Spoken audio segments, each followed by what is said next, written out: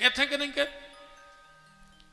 हर हर गंगे, 3 वरदान दिए गंगा ने, फिर जाके भागीरथ के पुरखा तारे। तो भगवान शंकर कह रहे हैं कि देवी, इसलिए तुम मेरे पुत्र की मां नहीं बन सकती, क्योंकि तुम्हारी बहन गंगा का तुम्हें श्राप है। पार्वती ने कहा तो बताओ फिर पुत्र कहां है, कैसे सब ये हुआ? भगवान शंकर बोले तो सुन लो देवी, क्या हुआ? एक तारकासुर नाम का दैत्य हुआ। कब? जब भगवान ने सती का त्याग कर दिया था शिव जी ने। और शिव जी बैठ गए कि अब शादी, उन सब ने सोची अब जी का हम ब्याह कर हैं। उसने इतना उपद्रव किया और ब्रह्मा जी से वरदान मांग लिया कि हम शिव के पुत्र के द्वारा मरें। कहा जब शिव शादी कर रहे ने, पुत्र हुज्जे ने, तो हम मारे हैं।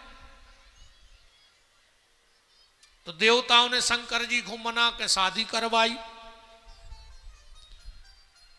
अब जैसा ही पार्वती जी आई, घर में ब्याह होकर देवता आ गए, बोले भोलेनाथ अब पुत्र को जन्म दो। शंकर जी बोले कि तुम्हारा नहीं पता? बोले कहा, बोले पार्वती से हमारा पुत्र हो ही नहीं सका था। अरे तो देवता बोले दत्ता जपिया ने बताते यार, हम और ने तुम खर्चा करो, तुम्हारा ब्याह करवाओ, और तुम कह रहे पुत्र नहीं हो सके। तो शिव जी बोले कि पार्वती से नहीं हो सके, हमारा तो हो सका पुत्र। तो बोले प्रकट करो अब जैसे बने। अब ध्यान से सुनते जाना बात को। पार्वती जी लग गई घर के काम में। एक दिन भगवान शंकर बैठे समाधि में, और भगवान शंकर का तेज प्रकट हुआ। और जैसे ही भगवान शंकर का तेज गिरा जमीन में, अग्नि नारायण कबूतर बन के आ गए और वो तेज को खा गए। अच्छा, अग्नि को काम का है? एक बात और ध्यान से सुन लो। आप लोगों ने चाहे शिव जी को हवन करो, चाहे दुर्गा जी को, चाहे राम जी को, कौन हवन करो, आखिरी में का कहते हो? स्वाहा स्वाहा स्वाहा। हर मंत्र के पीछे स्वाहा का है लगत। क्या है स्वाहा का मतलब? मंत्र कौन देवी देवता को हो, पर आखिरी में क्या हो? स्वाहा स्वाहा स्वाहा।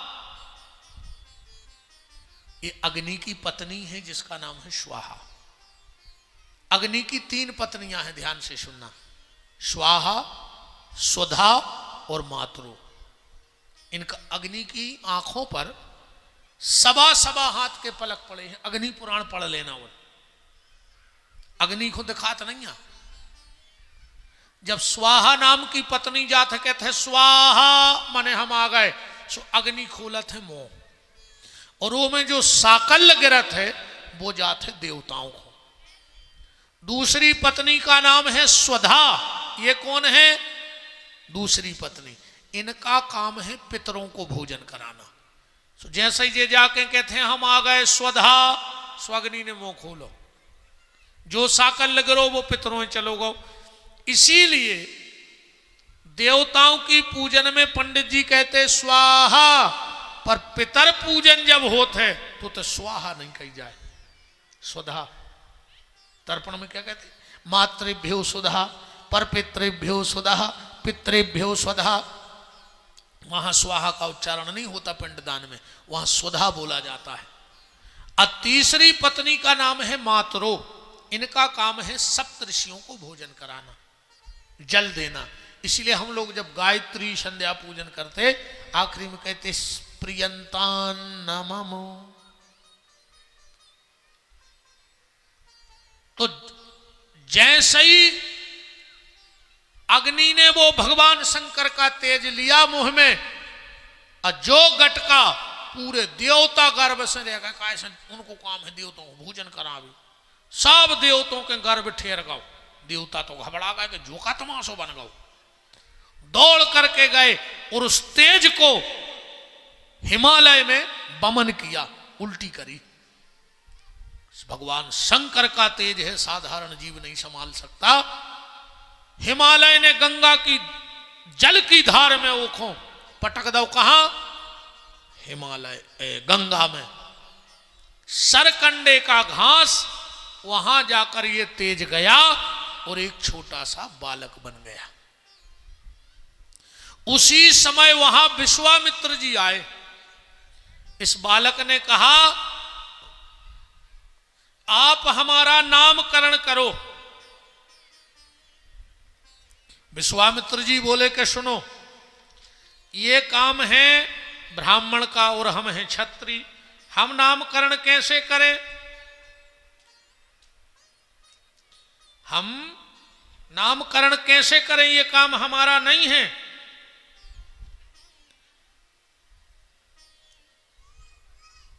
तो बोले फिर अब एक काम करो, तुम हमारा नाम रख दे, तुम क्षत्रिय से ब्राह्मण हो जाओ, जो हमारा आशीर्वाद है। इसीलिए विश्वामित्र थे तो ब्रह्म ऋषि, राज ऋषि, पर इस बालक का नाम रखने से इनका नाम पड़ गया ब्रह्म ऋषि। एक ही शरीर से जे हाथे क्षत्रिय, पर ब्राह्मणों में सम्मिलित हो गए जे भजन के प्रभाव से। बोलो वृंदावन बिहारी लाल की। विश्वामित्र जी इनका नाम रख गए स्कंद। कार्तिकेय जी का पहला नाम क्या पड़ा? स्कंद। कंधे बहुत मजबूत थे, अच्छे लड्डू जैसे हट्टे कट्टे हते कार्तिकेय जी। नाम हो गया स्कंद। उसी समय सप्तऋषियों की 6 पत्नी, इनके यहां कोई संतान नहीं थी, तो ये गंगा में स्नान करने आती थी इसलिए कि हमारे यहां पुत्र हो जाए। तो एक दिन तो ये 6 ही बोली कि अगर हमारा नहीं हो रहा हो तो हमें मिल जाए कहूं से पालवे। इनने सरकंडे के घास में देखा एक बड़ा प्यारा बालक लेटा है। 6 ही पहुंच गई भगवान शंकर को, बेटा कहां तक सुंदर ने हुई है। 6 ही लड़ बैठी, बोले इसको हम लेंगे, इसको हम। फिर 6 ही में सुलह हो गई कि अपन 6 ही मां पाल भी अकेला ने। बोले चलो जा भी सही है। अब ये पे झगड़ा होगा कि दूध पहले कौन पिलाएगा इस बच्चे को, पैपान कौन कराएगा। आप तो इनमें ज्यादा ही झगड़ा होगा। इस बालक ने कहा लड़ो मत, मैं 6 माताओं का पैपान एक साथ करूंगा। और इस बालक ने अपने 6 सिर बना लाए। कार्तिकेय जी के कितने सिर हैं? 6। शंकर जी के जो भी एक सिस्टम खतरनाक नहीं है। खुद के 5 मुंह, मोड़ा भाव 6 मुंह को, चीला भाव 10 मुंह को। रावण नहीं है, खुद के 5 मोड़ा के 6 चीला बनाओ सु 10 मुंह को। इस बालक ने 6 माताओं का दूध एक साथ पिया। कृत्तिकाओं का, सप्तऋषियों की पत्नियों का नाम था कृत्तिका। कृत्तिकाओं का पैपान करने के कारण इस बालक का नाम पड़ गया कार्तिकेय। बोलो कार्तिकेय भगवान की। अब तो गंगा के पास रहता है। भगवान शंकर बोले ये बेटे के जन्म की कथा है। पार्वती आग बबूली हो गई, मेरे पति का तेज और अग्नि ने भक्षण कर लिया। जा अग्नि, मैं तुझे श्राप देती हूं, आज से तुझ में भक्ष अभक्ष सब जलाया जाएगा। इसलिए अग्नि में मुर्दा भी जलन लगे, सब जलने लगा। देवताओं की पत्नी को हंसी आ गई कि बताओ पत्नी घरे बैठी रही, अब पति को तेज धन्य पर गुफा में। पार्वती तो गुस्सा में हती, श्राप दे दिया, ए देवताओं की पत्नियों, मैं तुम सबको श्राप देती हूं, तुम सब बांझ हो जाओ। मैं लक्ष्मी को श्राप दे दी। लक्ष्मी के लड़का को नाव बता दे, हम जान जाए तुम्हारा का नाव। लक्ष्मी के लड़का को है को पता? सरस्वती के मोड़ा को का नाव को पता हो तो बताओ, कथा देती सुन रहे। सब देवताओं की पत्नी हो श्राप लगाओ, बांझ हो जाओ, तुम्हारे बाल बच्चे होने ही नहीं। सुने लक्ष्मी के भाई ने सरस्वती के भाई, और हुए तो तुम तो बता दे, कल बताए थे, कल लिख लेते अज्जू के जो ना उनके मोड़ा को। पार्वती का श्राप है। पार्वती ने कबूतर को श्राप दे दिया कि जिसके घर पे तू बैठ जाएगा और जिसके घर में तेरा बसेरा हो जाएगा वो घर उजड़ जाएगा। इसलिए कबूतर नहीं पालना चाहिए कभी भी। अगर तुम्हारे घर में कबूतर आके बैठने लगे हैं तो समझ लेना तुम्हारा कुछ ना कुछ संकट का समय आ रहा है। हाँ, ये 2-3 काम है बहन जी, हरो ध्यान से सुन लियो। तुम्हारे घरे आके कबूतर बैठन लगे, घोंसला बना लेवे, समझ गयो बहुत बड़ी समस्या आवे बारी है, तुमसे समझ ले नहीं। इसे कबूतर ने बैठन दियो घर। घर की तुलसी सूखन लगे बार बार, तुम तुलसी लगा रही हो और अगर तुलसी सूख रही है तो समझ लियो बहुत भयंकर समस्या आने तुम्हारे घरे। ये संकेत हैं,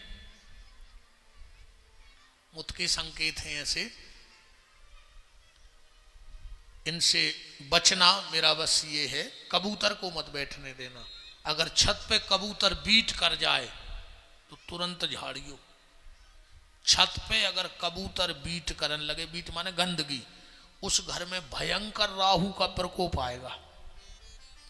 अच्छा एक बात और सुन ले, और अगर छत पे को बीट कर देवे कबूतर तो राहु की दशा भयंकर है। और कहूं राहु की दशा चल रही होए और कहूं कबूतर की बीट गंदगी मिल जाए तो कहूं घर में जला के धुआं कर दे तो राहु की दशा में आराम लग जाता। हाँ, कबूतर की बीट गंदगी सूखी मिल जाए और कंडा पे धर के पूरे घर में धुआं कर दे तो घर में राहु प्रवेश नहीं करत कबू। पर कहूं छत पे रह जाए तो राहु आके अपनो निवास बना ले तो घर को तहस नहस कर दे। माता पार्वती गई हैं और गंगा से प्रार्थना करके पुत्र को लाई हैं। और जैसे ही इंद्र को पता लगा कि भोलेनाथ के यहां बेटा हुआ है तो कहा भोलेनाथ हमारी इच्छा है कि तुम्हारे बेटे का उत्सव हमारे घर में हो, स्वर्ग लोक में। शिव जी बोले चलो हम आ जाएंगे। 1 महीने तक कार्तिकेय जी को 10 टोन समारोह भाव जन्म उत्सव मनाओगे। भगवान शंकर ने कहा इंद्र 1 महीने तक तुम्हारे घर में मेरे बेटे का जन्म उत्सव चला है तो इस महीने का नाम ही कार्तिक का महीना हो जाएगा। और इस महीने में लोग असली मां को ना भूल जाएं, इसलिए कार्तिक में गंगा स्नान करने का बड़ा फल माना जाएगा। कार्तिक में दीपदान का बहुत बड़ा फल होगा। कार्तिक में भगवान से मिलने का, माताएं गांठ में भगवान बांध लेते हैं ना, बांधो तो नहा तो अच्छे सुंदर सुंदर गीत गाती हो। तुलसा महारानी नमो नमो, हरि की पटरानी नमो नमो, तुलसा महारानी नमो नमो, हरि की पटरानी नमो नमो।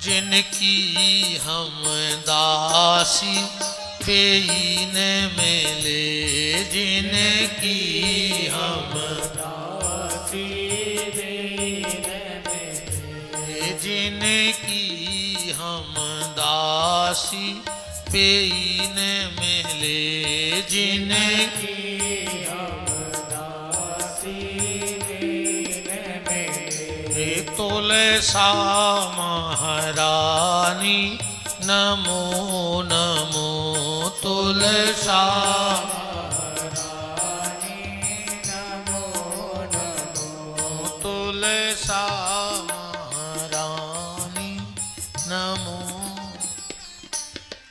ऐसे भगवान कार्तिकेय जी का जन्म हुआ तारकासुर को मारने के लिए।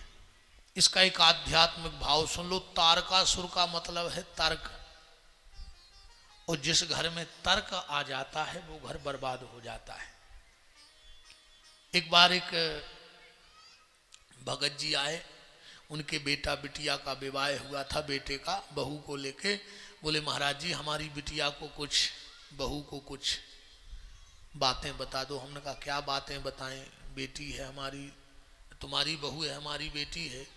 हमने कहा बेटा ससुराल जाना तो तर्क लेके मत जाना, क्योंकि जिनके घर में तर्क होता है उनके घर में नरक होता है। तो बोली गुरुजी फिर क्या लेके जाएं? हमने कहा बेटा तर्क लेके मत जाना, तुम समर्पण लेके जाना, क्योंकि जिस बहू के भीतर समर्पण होता है वो अपने ससुराल को स्वर्ग बना दिया करती है। इसलिए बेटियों से कहो कि तर्क लेके ससुराल ना जाएं, वो समर्पण लेके ससुराल जाएं। और अगर समर्पण होगा तो वो घर को स्वर्ग बना देंगी, और तर्क होगा तो नरक बना देंगी। तो तारकासुर है तर्क। अब तर्क को काटा कैसे जा सकता है? तर्क को 6 चीजों से काटा जा सकता है। इसलिए कार्तिकेय जी के कितने मुंह हैं? 6। ये क्या है? सबसे पहला मुंह है उसका नाम है सम। समता परिवार में होनी चाहिए। आज इसलिए भी परिवार बिगड़ रहे हैं कि देवरानी का बेटा स्कूल चला गया मोटरसाइकिल से और जेठानी का चला गया बस से, तो बस दोनों में युद्ध चालू हो गया। जेठानी कहती अच्छा उनके लड़का को गाड़ी छोड़ भेजे, हमारा लड़का बस में जे। ये भी तो तुम सोच सकती थी कि देवरानी का बेटा भी तो मेरा ही बेटा है, वो अलग थोड़ी है, अलग खून थोड़ी है, अलग परिवार का थोड़ी है। आज देवरानी का बेटा चला गया, कल जेठानी का जाएगा। अगर ऐसा समता का भाव आ गया तो परिवार का तर्क खत्म हो जाएगा। दूसरा है दम। दम का मतलब है अपनी इच्छाओं का दमन करना और परिवार की इच्छाओं का सम्मान करना। अगर परिवार के तर्क को मिटाना है तो पहले सम, दूसरा है दम, तीसरा है उपरति। उपरति का मतलब है गुण दूसरे के देखो और अवगुण बर हमेशा अपने देखो। हम लोग उल्टा करते हैं, गुण हमें अपने दिखते हैं और अवगुण बर हमेशा हमें दूसरों के दिखते हैं, और इसीलिए हमारा परिवार जल्दी टूट जाया करता है। बर हमेशा परिवार में कभी झगड़ा हो तो गलती सामने वाले की मत देखो, गलती अपनी देखो कि मैंने क्या गलती की है। उपरति, क्योंकि दुनिया में बुराई कहीं है ही नहीं। बुरा जो देखन में चला तो बुरा न मिलिया कोई, और दिल जो अपना खोजिया तो मुझसे बुरा न कोई। जब तुम स्वयं के गुण देखने लगोगे तो लोगों में तुम्हें अवगुण दिखने लगेंगे, और जिस दिन तुम स्वयं के अवगुण देखोगे उस दिन तुम्हें परिवार में गुण ही गुण नजर आने लगेंगे। उपरति। तितिक्षा। तितिक्षा का मतलब है सम्मान। सम्मान देना सीखो। देखो सीधी सीधी एक बात समझ लो, बड़ी से बड़ी पार्टी, बड़े से बड़ा परिवार, बड़े से बड़ी संस्था और बड़ी से बड़ी समाज कब टूट जाती है? जिस परिवार में, जिस पार्टी में, जिस संस्था में, जिस समाज में काम करने वाले कम और कान भरने वाले ज्यादा होते हैं, वो परिवार टूट जाया करते हैं। इसलिए कोशिश करो कि परिवार में काम करने वाले ज्यादा हो, कान भरने वाले ज्यादा ना हो। अब विशेष कर बहन जी हरो मंथराओं से बचियो। 10-20 तो पुलिस लाइन में हुई है, हमारी गारंटी कहाई। अगर इतने 500 परिवार रह रहे तो 5 मंथरा तो रहते हुई है। विपिन बिहारी को चैलेंज है, उनको एक ही काम, तन्ना के नंबर अब के गई, तन्ना कुन के, तन्ना कुन की उनसे, तन्ना कुन की उनसे। तुमने जान तो गई हुई हम कौन की कह रहे नहीं, नाव ने ले दियो ना हमारी गत करवा दियो। जी जान तो गई कि गुरु जी फलानी दीदी की कह रहा बेकार था दिन भर जो, हालांकि नाम नहीं लेने, पर बचियो बहन जी हर ऐसी मंत्रा हर से। काम करने वाले ज्यादा हो, काम भरने वाले कम हो। एक मंथरा ने जहां राम स्वयं थे और उसने कान भरे तो राम जैसे समृद्ध परिवार को भी 14 साल तक कितने कष्ट भोगवाए, तो हमारी तुम्हारी हालत ये मंथराएं क्या करेंगी। इसलिए कोशिश करना कि इन मंथराओं से बचना। एक हमारी बात सीधी सीधी सुन लो, अगर आधी रात में सास बीमार हो जाए तो बहू ही अस्पताल लेके जाएगी, वो मंथरा नहीं आएगी। और अगर बहू बीमार हो जाए तो सास ही सिराने अस्पताल के बैठेगी, वो मंथरा नहीं बैठेगी। इसलिए आप दूसरों के चक्कर में अपने परिवार को बर्बाद मत करो। सुख दुख में, सुख में कोई खड़ा हो जाए पर दुख में तुम्हारा परिवार ही, तुम भले ना बोले फिर भी वो तुम्हारे साथ खड़ा रहेगा। इसलिए कोशिश करो कि कान भरने वालों से बचना और तुम काम करने वाले बनना। इसके बाद है श्रद्धा। माता पिता में हमारी श्रद्धा हो, भगवान में हमारी श्रद्धा हो, गौ संत ब्राह्मणों में हमारी श्रद्धा हो, ये पांचवा। और फिर है समाधान।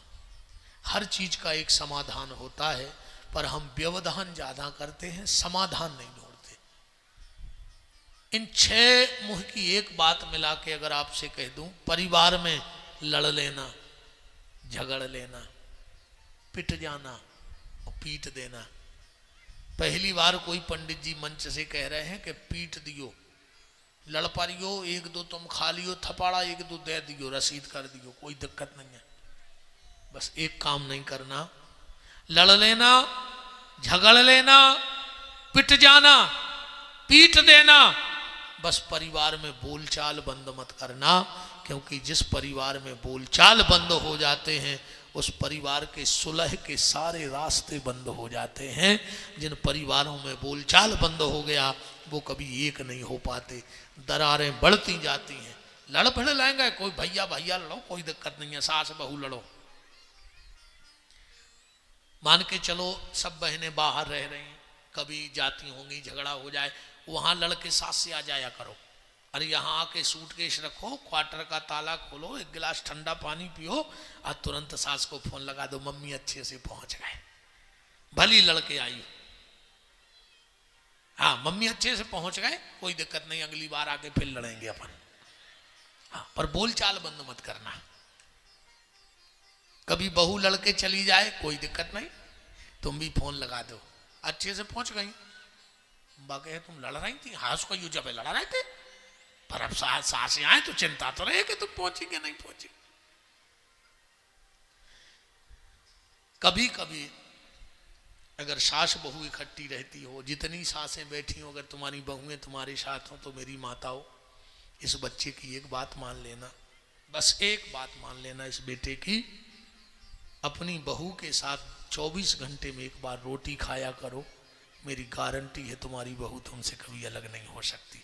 उसको अपनी थाली में बिठा करके एक बार रोटी खिलाया करो।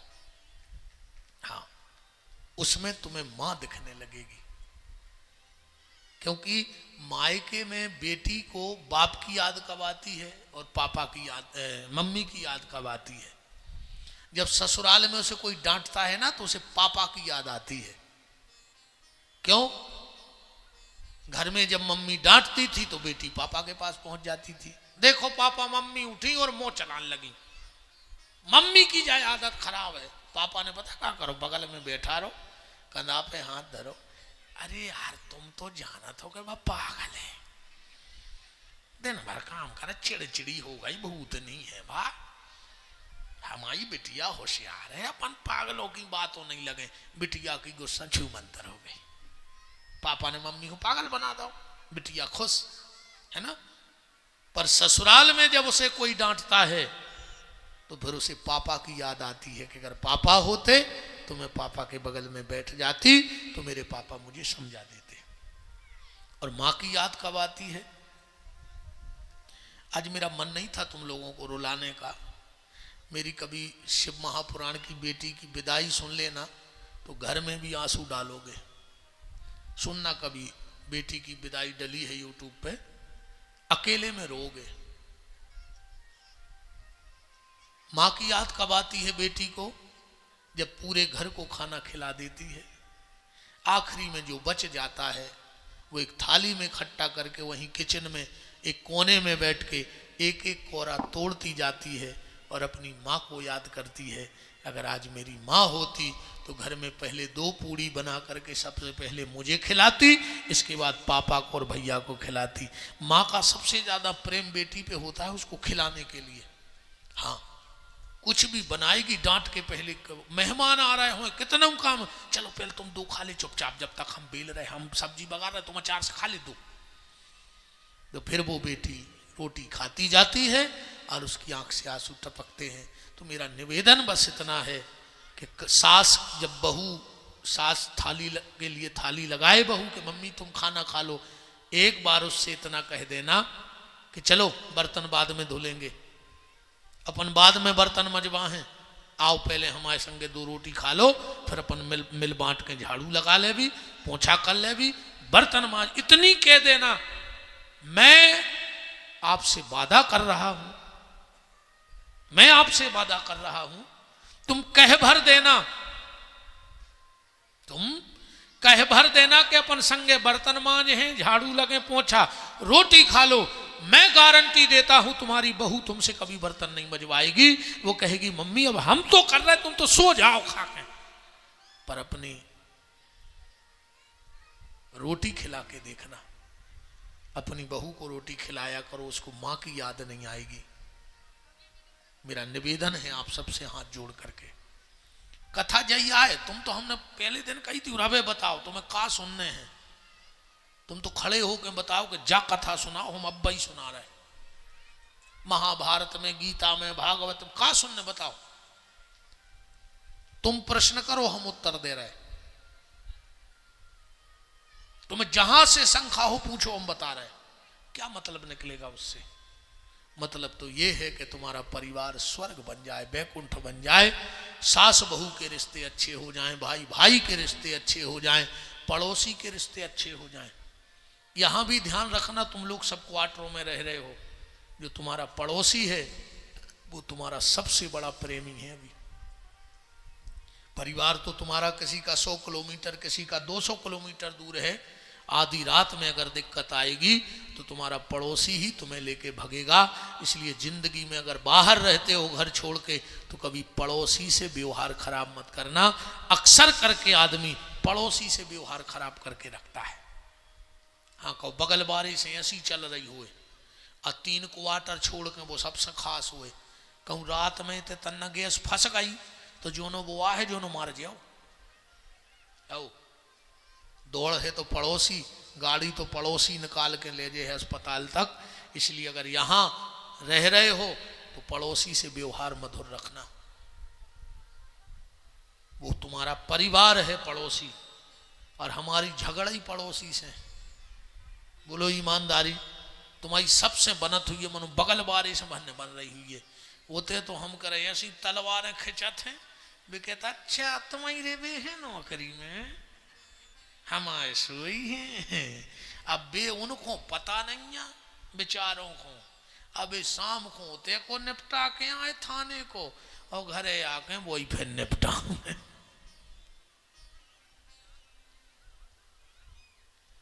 अच्छा को तुम्हारे स्वामी जी हरे आए होते तो इतने खुश होते कि हम नहीं किया पाए आज नो, मन महाराज ने सांची सांची किया गौरे आके, है ना। राकेश जी तो कह रहे हम अब पैसा चुक गो कथा को, हम नहीं किया पाए ऐसी। के सालें हो गई शादी को, हंस तक नहीं पा रहे बेचारी, डर भी खराब होते है। 19 साल अब लगो हुई है, तो मैं कहा राकेश जी के हाँ यार पावर में नहीं रहते। निवेदन बस इतना है, सम दम उपरति तितिक्षा और श्रद्धा, इन 6 चीजों को अपने परिवार का एक विशेष अंग बनाना। मैं गारंटी देता हूं तुम्हारा परिवार कभी बिखर नहीं पाएगा। और विशेषकर मेरी कथा का जो उद्देश्य है वो सिर्फ यही है कि बिखरे परिवार इकट्ठे हो जाए, भाई भाई में विरोध खत्म हो जाए, देवरानी जेठानी में विरोध खत्म हो जाए। इसलिए मेरा उद्देश्य यही है जीवन का कि मैं बिछड़ों को मिलाने का काम करूं। जो पहले हो चुका है वो तो हो चुका है, अब आगे कुछ गड़बड़ ना हो, ये उद्देश्य लेके जिंदगी जी रहा हूं। कार्तिकेय जी का जन्मोत्सव मनाया गया। अब आज हम गणेश जी की कथा सूक्ष्म में कह दे रहे, कल पूरे विस्तार से जन्म भर कर दें। कल की कथा जरूर सुनना, कल विश्राम है। कल मैं एक ऐसा उपाय बता के जाऊंगा व्यास गद्दी से, माताओं तुम कर लेना। ये ब्राह्मण बालक वचन दे के जा रहा है, अगर तुमने जो उपाय कर लिया, मैं वादा करके जा रहा हूं, कभी आपके सामने आपकी गोदी का लाल दुनिया छोड़ के नहीं जाएगा। तुम कभी अपने बच्चे की मौत नहीं देखोगे। मैं व्यास गद्दी से कह के 25 साल की तपस्या कह के जा रहा हूं। आप लोगों को हमारी बातों पे हमें ये पता नहीं दुनियादारी में कि नमक किस भाव आता है। हमने आज तक नमक नहीं खरीदा, हमसे पैसे डालते नहीं बनता, निकालते नहीं बनता, हम ज़्यादा मोबाइल नहीं चला पाते, क्योंकि हम अपना पूरा जितना समय, लोगों को लगता भी है कि हम कमरे में क्या करते रहते, ज़्यादा मिलते नहीं। वो क्या करते वो तो हम जाने कि वहाँ क्या करते रहते। हम ज़्यादा समय अपना, और ऐसा नहीं हम घर भी जाते हैं, ये लोग हैं देखने वाले, घर में भी हमारा एक कमरा है, यहाँ से जाएंगे उसमें पैक हो जाएंगे। किसी से मिलना तो मिल लिया, नहीं हमें कोई मतलब नहीं क्या घर में हो रहा है क्या नहीं हो रहा है। जो कछु दक्षिणा मिली सो पंडिताइन हो दे दी, तुम जानो अब भाई खा ले सो, बर्बाद कर दे सो, बचा के धल ले सो। तुम्हारी राम जीला तुम जानो, हमारी राम जीला हमें पता है। हमने कल कहा था कि हम तो सिर्फ अपनी बिटिया को बहुत प्रेम करते हैं, तो उसकी शादी तक घर भी जा रहे, फिर तो हमें घर ही नहीं जाने। सीताराम कथा कर रहे ने कर भगवान जाने, हम तो नर्मदा की परिक्रमा कर रहे हैं अच्छी जिंदगी भर भी।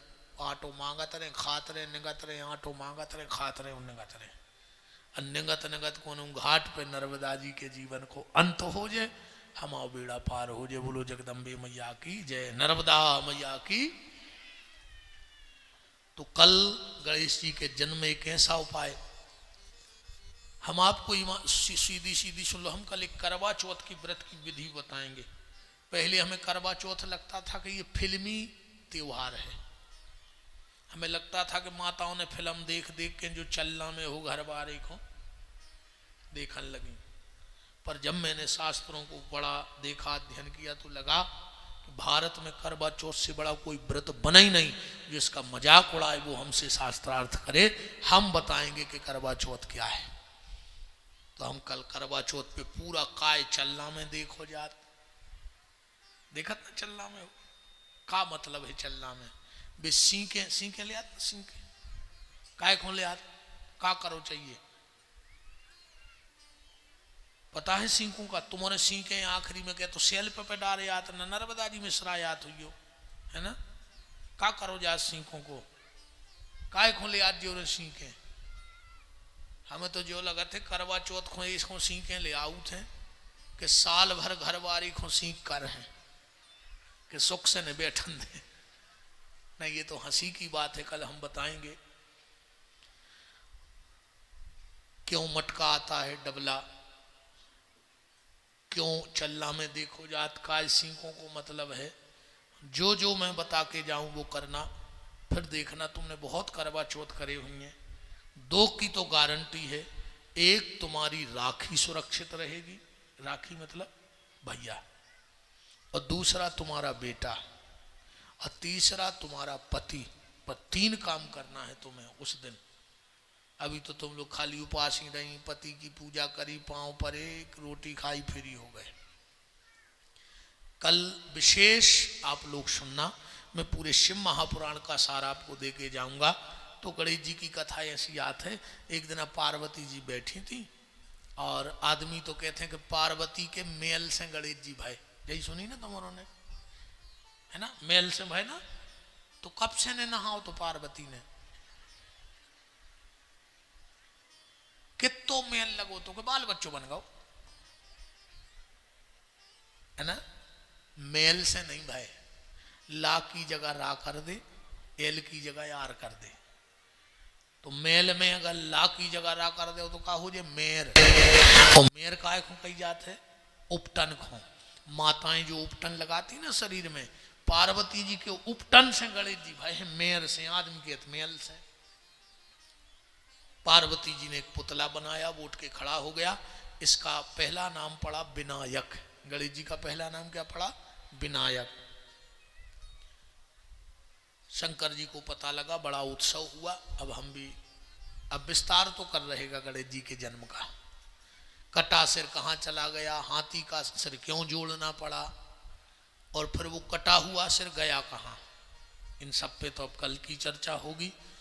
कल नंदी का जन्म, रिद्धि सिद्धि का जन्म, और गणेश जी का जन्म, और गणेश जी का रिद्धि सिद्धि के साथ विवाह, और फिर उनके यहाँ शुभ लाभ का होना। जो 6 दिन कथा ना सुन पाए हों वो कल की कथा सुन लेना, क्योंकि कल पूरा परिवार इकट्ठा होगा और भगवान भोलेनाथ, रिद्धि सिद्धि गणेश जी सब तुम्हारे साथ कल शाम को विदा होकर तुम्हारे घर परिवार में बैठे। कल कथा का विश्राम है। ऐसा नियम है कि कथा वाँचने वाले को कुछ दक्षिणा देनी चाहिए आखिरी दिन।